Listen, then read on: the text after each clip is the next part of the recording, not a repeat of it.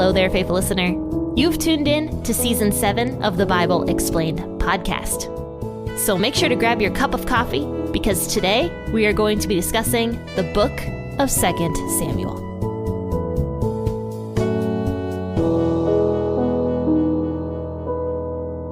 Hey guys, welcome to the Bible Explained podcast on this lovely Friday morning, the best day of the week.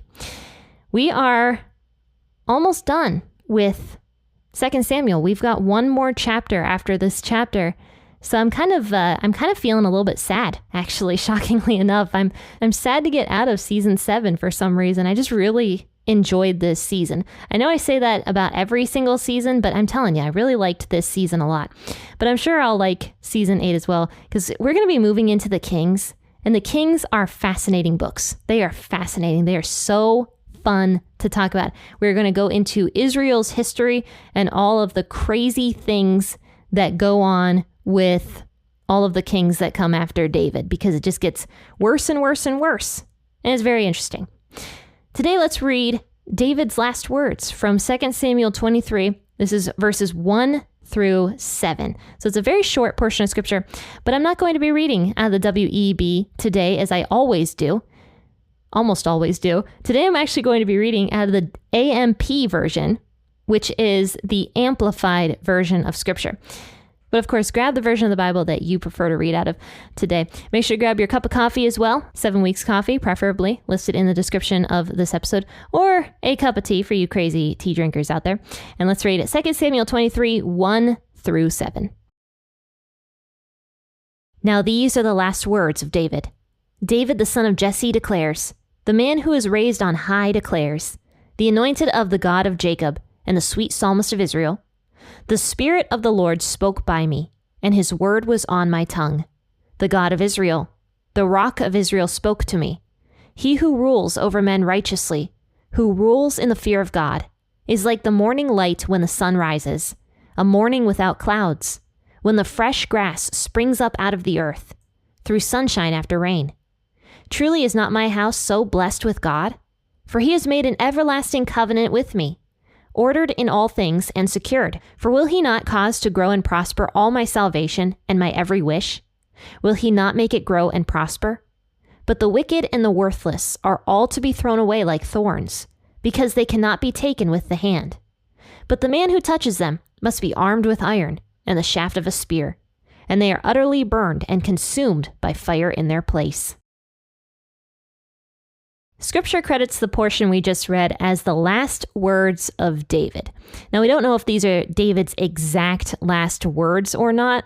They could have been, but it also could have been the last poem of David, the last speech of David, the last song or psalm of David, even though we just read 2 Samuel 22, which was a very long psalm about David's life, and likely one of his last psalms as well. But this certainly was David's last poem or last song or last speech, something like that. This means that David was about to die when he wrote this song. He says, "David, the son of Jesse, declares, the man who is raised on high declares, the anointed of the God of Jacob and the sweet psalmist of Israel declares." David gives 4 different titles for himself, the first one being David, the son of Jesse. Now, that's not a very fancy title for somebody who's a king. That was an average title, actually. That was what everybody called themselves. Back in David's day, it would be like, "Oh, I'm so-and-so, the son of so-and-so," or "I'm so-and-so, the daughter of so-and-so." That is how you identified yourself to somebody. It was almost like your last name, because surnames didn't exist back in David's day, so your surname was basically who is your father.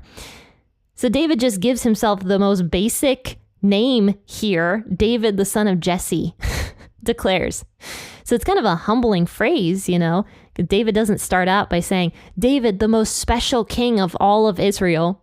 He doesn't do that. He says, "David, the son of Jesse." And then he says, "the man who is raised on high." That's the second title he gives himself. And even that one is pretty humbling if you look at it, because David is not claiming to be the one who raised himself on high.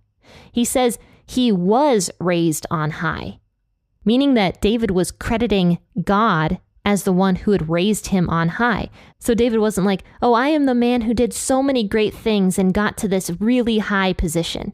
No, he says, I was raised on high. The anointed of the God of Jacob. And there's another very humbling phrase that David uses to describe himself. He says, the anointed of the God of Jacob, meaning God was the one who chose him. David didn't do anything special to become the king of Israel. God anointed him. God chose him. David was not special. And David knows this about himself. He was very humble. Even to the day of his death, he was genuinely a humble person. And this is why throughout all of Scripture, whenever David's name is mentioned, you're going to see that it was always mentioned in such a positive way, which is so interesting because David had so many problems, like the problem with Bathsheba. And then David obviously killed Bathsheba's real husband. And then also everything that went on with David's family, where he never corrected his children, which there's another story about that coming up pretty soon. And then David actually does a really bad sin in 2 Samuel 24. So, David was a sinner. He was not a special person, but yet because he was humble and because he worshiped God and revered God to the very end of his life, even as he's on his deathbed revering God, God gave him so much honor to the point where Jesus came from David's bloodline. That is how much honor God gave David, even though David was a sinner. Now, the last thing David uses to describe himself, he says, I am the sweet psalmist of Israel. Now, that's the least humble of all of the phrases, I guess, but it's also true because David likely really was the most famous psalmist of Israel. Actually, I would argue that throughout all of history, David is the most famous psalmist of all time. So he really is the sweet psalmist of Israel. He says, I declare, the Spirit of the Lord spoke by me, and his word was on my tongue. This is verse 2. This means that David is saying that he has had a prophecy from God. And we know that David was a prophet because many of his psalms were prophecies. And also, people in the New Testament actually quoted David's psalms as being prophecies about Jesus, which interestingly enough, I just found this out today, David talked about Yeshua multiple times in the Psalms. The word Yeshua was used, and we know that Yeshua is just the name for Jesus. Yeshua means Jesus. It's the Hebrew form of Jesus. And David was writing about Yeshua in his Psalms. For example, let me find this real quick. I just clicked out of it, of course. He says in Psalm 40, verse 16, which is my favorite psalm, and also the psalm of my business, P40 Ministries. Let those who love your salvation, or Yeshua, say continually, the Lord be magnified. Then in Psalm 14, verse 7, he says, oh, that the salvation, Yeshua of Israel, would come out of Zion. Then in Psalm 51, verse 12, he says, restore to me the joy of your salvation, Yeshua, and sustain me with a willing spirit. So David was regularly talking about Yeshua, or Jesus, in his Psalms, which is so interesting. So yes, David was in fact a prophet. And so he states right here in 2 Samuel 23 that he is now prophesying about something that God told him. Because prophecy just means you have a word from God. It doesn't necessarily mean predicting the future or predicting some crazy thing that's going to happen. It could just mean you have a word from God. And so David had a word from God. He says, the Spirit of the Lord spoke by me, and his word was on my tongue. And so David goes on to prophesy in verse 3. The God of Israel, the rock of Israel, spoke to me. He said, he who rules over men righteously, who rules in the fear of God, is like the morning light when the sun rises, a morning without clouds. When the fresh grass springs out of the earth through sunshine after rain. I don't know about you, but one of my favorite things is just a beautiful summer morning. Oh my goodness, I love summer mornings so much. Yesterday was one of these mornings that David is describing. I woke up and the sun was shining so beautifully through the windows. The hummingbirds were zipping around and the dragonflies were all over the place. And it was just so pretty outside. The grass was waving back and forth because we haven't mowed our grass in way too long. And the wind was just perfect. It was just a beautiful, sunny morning. It was so nice. I had to just go sit outside and enjoy it for a while. David says that any ruler, any king, any ruler at all that rules over people, if they fear God and they rule righteously, meaning in a way that is right with God, they will be like one of those beautiful mornings when the sun rises, a cloudless morning that is just so joyful and so beautiful and so refreshing to everybody. I always get more energetic on mornings like that than if it's like a dull, dreary, foggy, rainy, stormy morning. Then I'm just like dragging my feet all day. I know some people are the opposite. Some people love the rain and they're more energetic when it's raining out. And I say that those people are possibly psychopaths. I'm not sure, but most people, I would say, enjoy a sunny day and are more energetic when that day comes. And that is how a ruler who is righteous and who fears God, meaning has awe and reverence for God, that is how they will be. They'll be like this refreshing, beautiful, sunny morning that is just so wonderful for everybody. I just read a proverb. I wish I could find it. I don't have it right now. But I just read a proverb the other day that says something along the lines of, when a godly king rules, the people will rejoice, which is so true. It's so true. When we have leaders who are corrupt and who don't give justice to people who need it and who just do all sorts of terrible things, the people are just miserable because they can see the corruption. They can see how bad everything has gotten. But when a ruler who actually cares about God comes in and, fixes things and makes things function and there's no more corruption, how refreshing is that? How refreshing would that be? We haven't had that here in America in a very long time, unfortunately. But can you imagine how refreshing it would be if we had a ruler who was free from corruption and actually cared about the people? That'd be amazing. It really would be like a beautiful morning in the summer. Truly is not my house so blessed with God, for he has made an everlasting covenant with me, ordered in all things and secured. Now, God is very orderly, and it's interesting that David points that out here. God is orderly. He is order. And so whenever God does something, he's going to do it correctly and in order. We're going to talk about that actually in 1 Corinthians as we move into the book, because Paul talks about how the church services were not orderly. Everybody was just talking over each other all the time. But God is a God of order. And because God is a God of order, he also likes when things are in order. But David says, my house is so blessed with God because he has made an everlasting covenant with me. Now, depending on the version you read, it might say something different here, but I liked the way the AMP worded this the best, particularly for this verse, which is why I chose to read the AMP today. Now, David is claiming, he's gotten this everlasting covenant with God, which is true. God told David that David's house would be blessed, that David's house would continue, which is true. In fact, it still continues to this day through Jesus.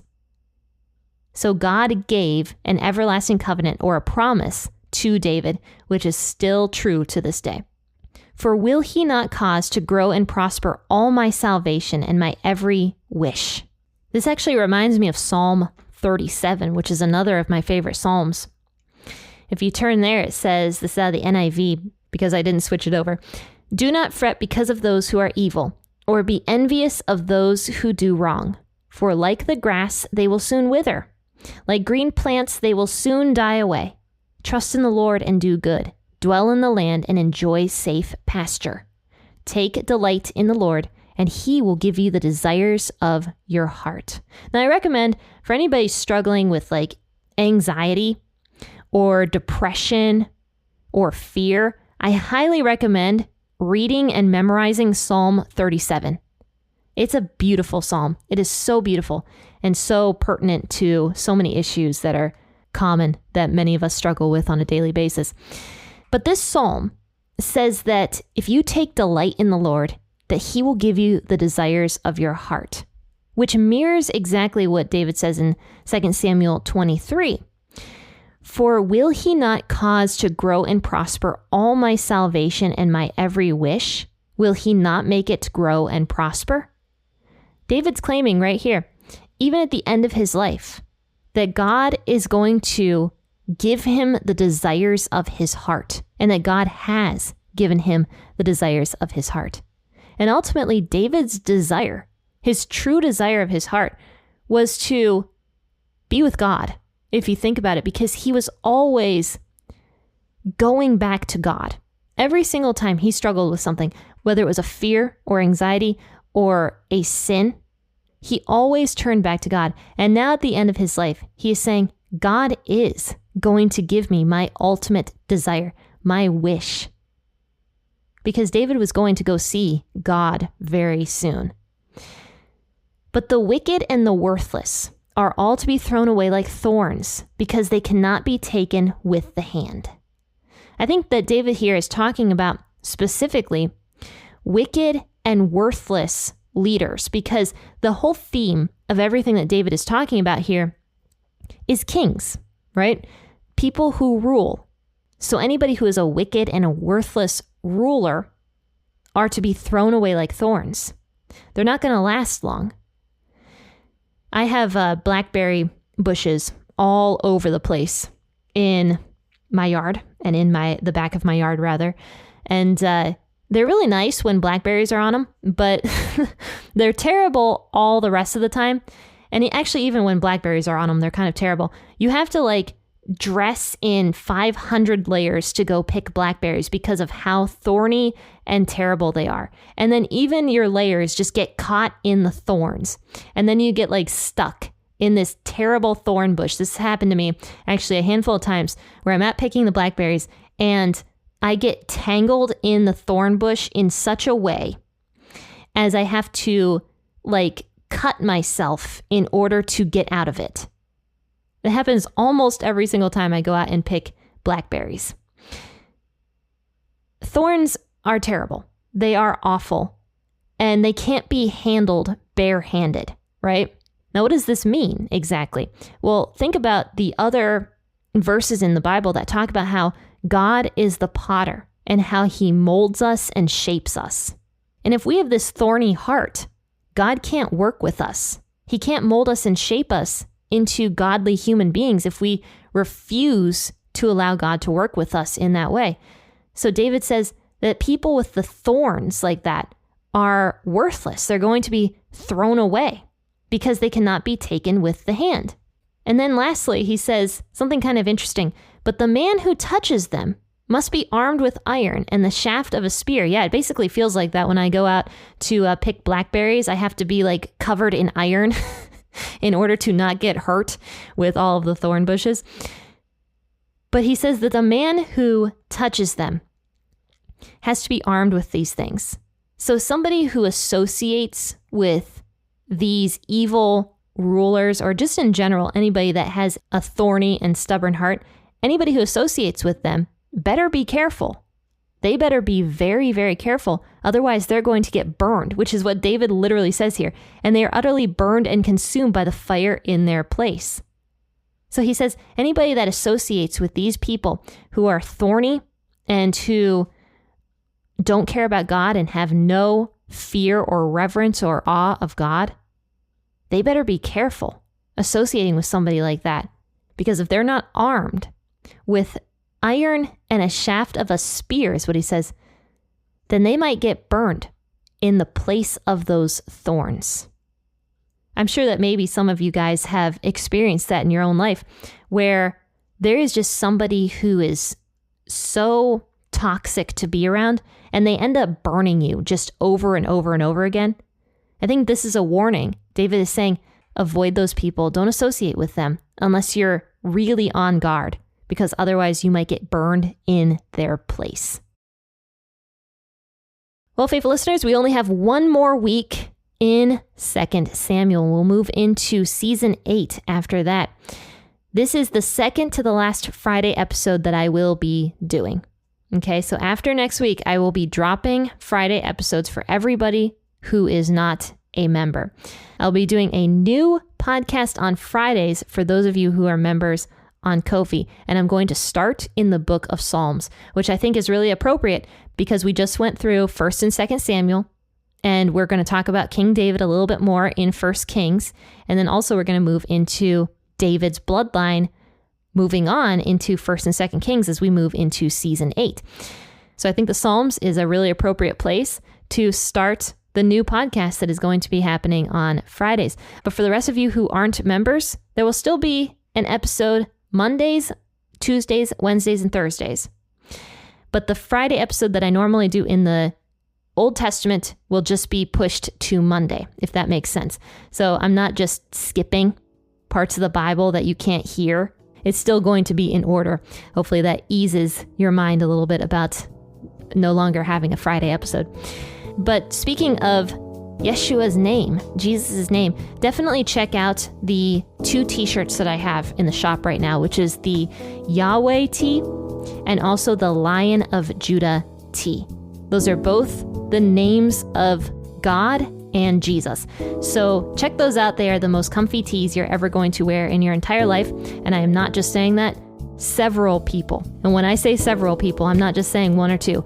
Several, like many people, have told me that it is the comfiest tee they have ever worn in their entire life. And I completely agree. It is a very, very comfortable t-shirt. Check those out, but I hope that you all have a fantastic weekend. I will see you guys on Monday as we continue through 2 Samuel 23. Happy listening, and God bless.